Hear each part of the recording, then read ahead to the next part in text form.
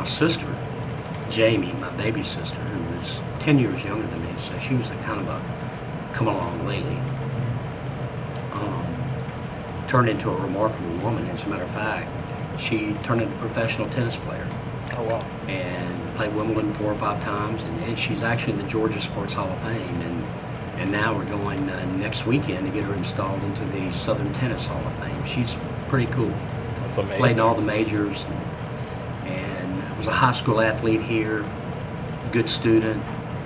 And but then about 8 years ago, she fought her greatest battle. She got leukemia, and she had to have bone marrow transplant. And one of my greatest disappointments was not being a perfect match for my little baby sister.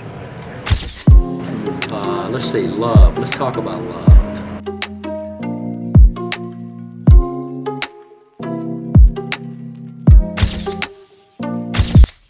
So she goes out into the, they have a place you can register, and some kid in Toronto, Canada, at a fraternity party swiped his mouth, and he was a perfect match for my sister Jamie.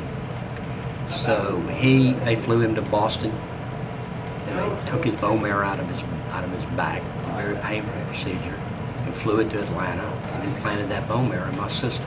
Wow. And so his blood is flowing through her veins, and it's been over 5 years, and she's cured.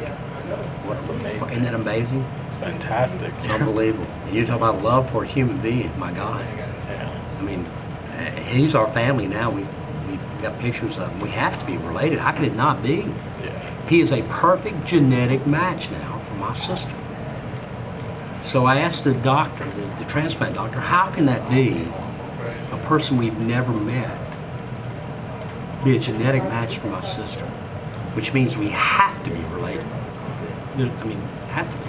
Yeah. She said, well, genetics goes back millions of years. It started with 2. And I went, okay, all right. So then we started asking, where did your family come from? And they came from Eastern Europe, which is where my family immigrated from. My family was able to get into the United States. They had quotas on Jews getting in the United States back then, and they weren't able to get in, so they went to Argentina. And they lived in Argentina until about 25 years ago when their dad migrated to Toronto, Canada. And so he grew up actually in Toronto, Canada, and he's a doctor now. It's a pretty cool story. It's amazing. And we flew down to Miami and met him and his family, and God, what an emotional time that was, seeing the guy that saved your life. Are you kidding me? Yeah. It's pretty cool. It's pretty remarkable that you can do that too, man. You just by giving some blood, you can save somebody's life. What an honor that'd be, wouldn't it?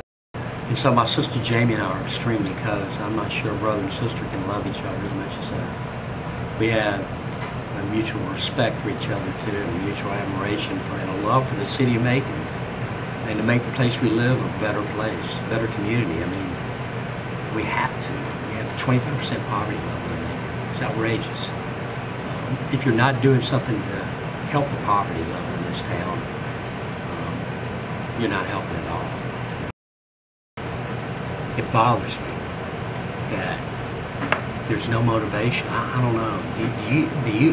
I don't see the motivation on 3rd generation poverty. Maybe even 4th in some cases. So how do you break that, man? I wish I could figure that out. It'd be very cool if you could figure it out. Talk about love.